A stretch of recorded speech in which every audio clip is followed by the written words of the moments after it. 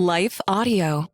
I had to make a choice. Either I was going to believe Jesus was everything he said he was and would do everything he said he would do in my life, like bring me, he said, I came that you might have life and have it to the full, or I didn't believe that. Welcome to the Faith Over Fear podcast, where we discuss powerful truths to counter fear and anxiety, big and small. Today, we're discussing something most of us struggle with at some point, imposter syndrome, what it is, its roots, how it can impact our lives, our callings, and our relationships, along with lessons we can learn from biblical characters who either allowed their insecurities to enslave them or who found healing and confidence in the God who sees us, who calls, empowers, and unleashes us to change lives and add beauty in our world. I'm Jennifer Slattery. And I'm Carol McCracken. And we've brought back a sweet friend, Kelly Hall. Kelly, thank you for joining us for another episode. It's always a joy to have you on. I could not be more excited. Thank you. Kelly Hall is a wife, mom, Bible teacher, speaker, author, occasional blogger, and host of the Unshakable Hope podcast. She has a unique story enriched by her 4 children, 3 of whom have special needs. And she teaches scripture in a way that is moving, gracious, and life-changing. And she is evidence that even the most gifted and Christ-led among us can suffer from imposter syndrome. That's right. Yeah, so I want to tell you my story.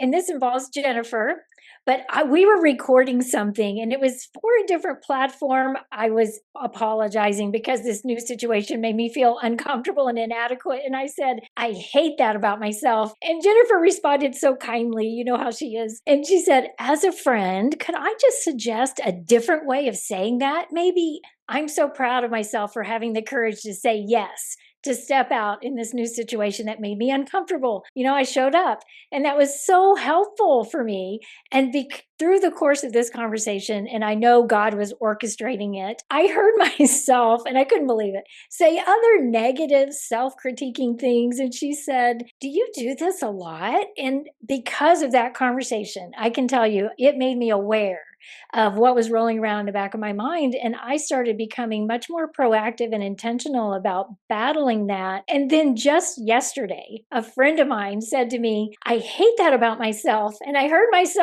Jennifer's voice coming out of my mouth where I said, could I maybe suggest a different way of saying that? I think you presented it a little more gracious. I think I was probably, sometimes I get a little blunt. I was probably like, wait a minute, stop. You were not. Rewind. But that's a good point. I think we can do that without even recognizing that we're doing that. Many of us might be familiar with the term imposter syndrome, but Carol, how would you define it? It's our insecurity. It is our inadequacy. It is our apology up front prior to what we do. I like that. It's like we're apologizing for who we are, I think, right?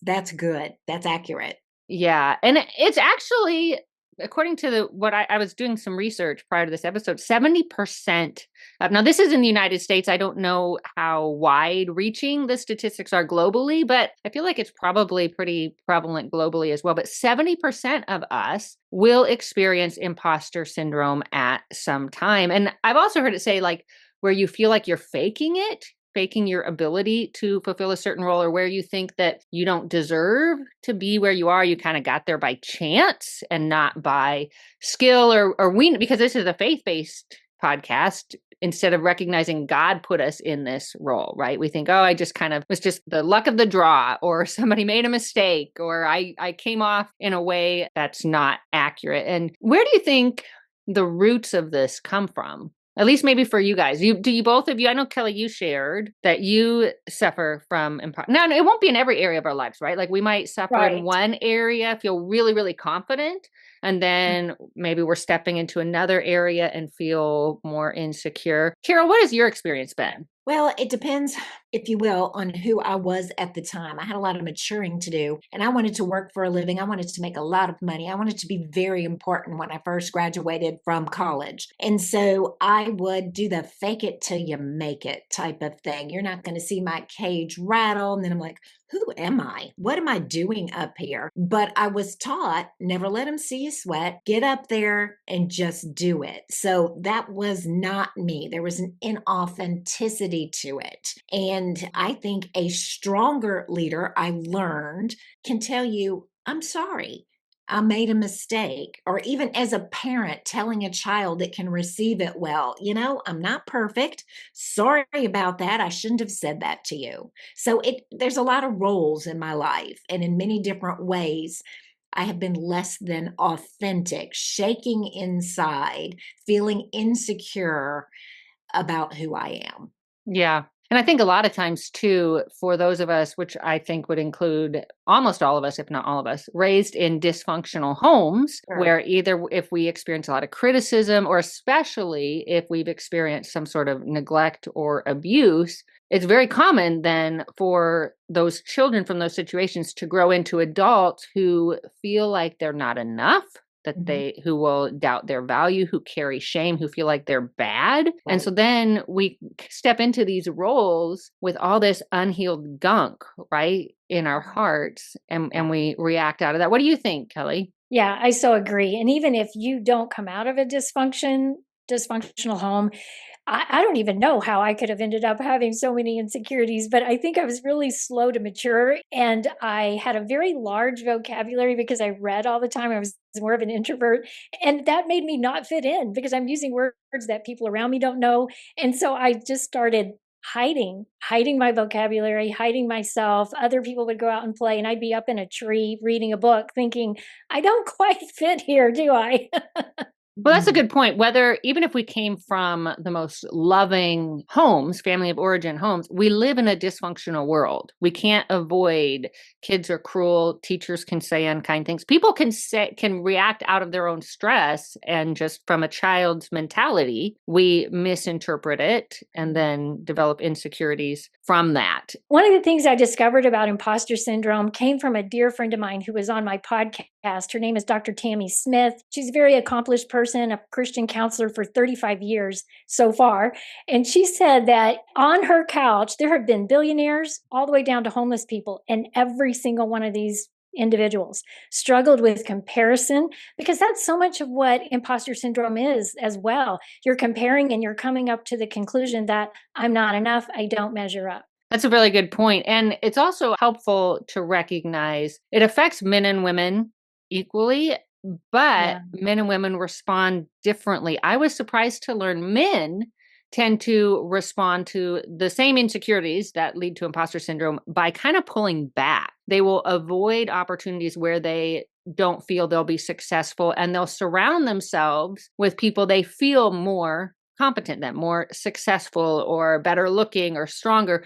Whereas women, I found really interesting, go the other way. Women tend to confront whatever it is that's making them feel insecure, afraid. And I think that's helpful to recognize when somebody else is responding to their fears and insecurities in a different way. It doesn't mean that men are being lazy, right? And it doesn't mean that women are being controlling. It means instead they're showing up differently based on what's going on with them internally. It can cause us to play small, right? When God is inviting us to move forward, and it can steal the joy of living fully as the men and women that God created us to be. And there's one person in scripture that is my favorite example when it comes to looking at imposter syndrome, because he experienced such a dramatic transformation. I'm speaking of Moses, whom God chose to liberate his people from 400 years of slavery and oppression, and really to launch the nation. If you're familiar with Old Testament history, you might remember his story. He was born into a really dark time in ancient Israel's history. They had been enslaved for 400 years in ancient Egypt, where they were treated with incredible cruelty, brutality. And Moses, through a series of events, was raised in the Egyptian palace. One day he goes out to basically check on his people. And while there, he sees an Egyptian beating a Hebrew. And he looks around and he's like, okay, there's no witnesses. He murders the Egyptian. And then later he discovers that his act became known. And so he flees to the land of Midian in fear, where he spends the next 40 years of his life as a fugitive. And that was where God called him into a massive assignment, like I said, to free his people and birth the nation. I love Moses. Moses is. Are you talking about your dog or the biblical character? You have a dog named Moses? I really do. I really do have a dog named Moses. And well, just background, the way he got his name is because as a puppy, I got him for free. I should have known right then and there. And I walked into my room and he was eating my Bible. And I thought, what do? He's taking in the word. So he must have a biblical name. So my dog really is Moses because I love him. So I love Moses, the character, and I love Moses, the dog. Moses, the biblical character, I just love him to death because he really felt inadequate. God called him from a burning bush, but he questioned his ability. He didn't know who he was. When God called him, Moses pretty much said, Lord, I stutter. Lord, I can't do this on my own. You want me to confront Pharaoh and lead the people out of Egypt? He's like, surely you need somebody else. How am I supposed to do that? Well, and I love in Exodus 2, in that encounter he has with God, where God shows him numerous ways that, hey, I'm going to be with you in a powerful way through numerous supernatural acts. And Moses is still, he finally gets to the point, he's like, no, like, I won't go. Can you send someone else? And that's when God's like, well, no, I'm not going to send someone else, but I will send someone to walk along with you. And I think that's really encouraging. What really resonates with you in that story, Kelly? Well, I'm like Carol. I love this story so much. Moses is a big hero of mine. I've gotten so much out of it, but I always imagine that when God first appears to him in the burning bush, he's telling him, hey, I've heard the cries of my people. I've seen their suffering and I'm coming down to rescue them. But then, and I'm sure Moses was like, yeah, go, God, good idea. And then the next sentence, God says, now go, for I'm sending you to Pharaoh. You're going to lead my people out. And that's where the whole thing breaks down for Moses. Yeah. I just think we can all relate to that. God was inviting Moses into this big thing, but we always feel like we're inadequate. I mean, when we know God is talking, the way we know is we're shaking our head. No, that can't be. No, I'm not going. I like how you mentioned we do recognize when God gives us God-sized assignments, they are beyond us, but that's why I love God's response. So to every time when Moses, he's like, well, who am I? And God's like, well, no. It's not about that. It's who am I? I'm the great I am, all powerful, ever present, promise keeping God. And I do wonder as I think of his story, and I'm listening as you were laying it out, Carol. And so he's in Midian he's about 40 years. I'm assuming he knew growing up that he had a call, or at least had a sense that he had a call on his life.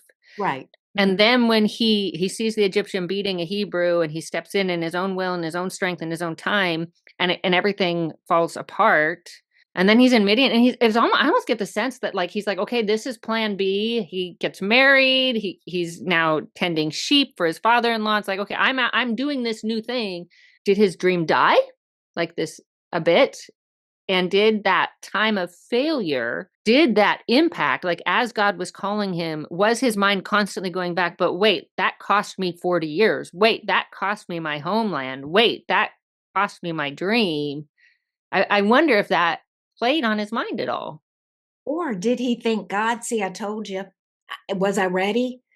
He was too cocky at first. He stepped into it and he was cocky about it. He said, well, there's my calling. Here I go. It's up to me. And God had work to do on him still. And 40 years alone with nothing but sheep to talk to is going to make your mind wander. It's either going to make you more entrenched in your bitterness or it's going to give you a heart prepared for God. I think we always have two ways of going, right?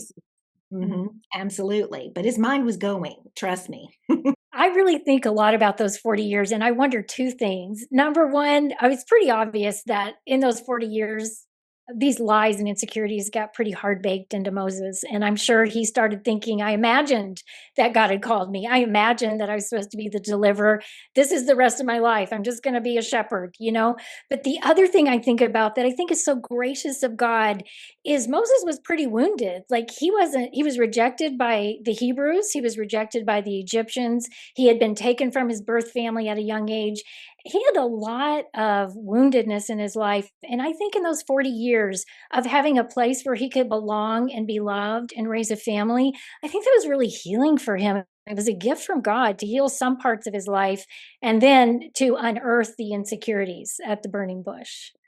I love that No perspective kidding. because that's very much God's heart, isn't it? Mm-hmm. Sometimes he has to bring us out of the chaos, wherever that was, out of the dysfunction, I mean, his life in the palace could not have been easy either. That had to have been, I mean, it was a very wicked, you don't have the kind of heart to kill babies, which is what Pharaoh was commanding, and also Right. love your kids well. Like those two things do not coexist. And you don't have the heart to annihilate again all of these children and then have healthy staff. That Yeah. whole environment had to be very, very dark and traumatic and frightening, and goes back to talking about our early childhood experiences, whether it's in our home or whether it's at school or with a teacher, can really create those wounds. And I love in what you said, Kelly, that I think is important. It is okay when we heed God's call to hit pause. That doesn't mean we're giving into fear. It doesn't mean we're giving up. There are times when God says, okay, it's time for you to heal, to rest, to strengthen. Right.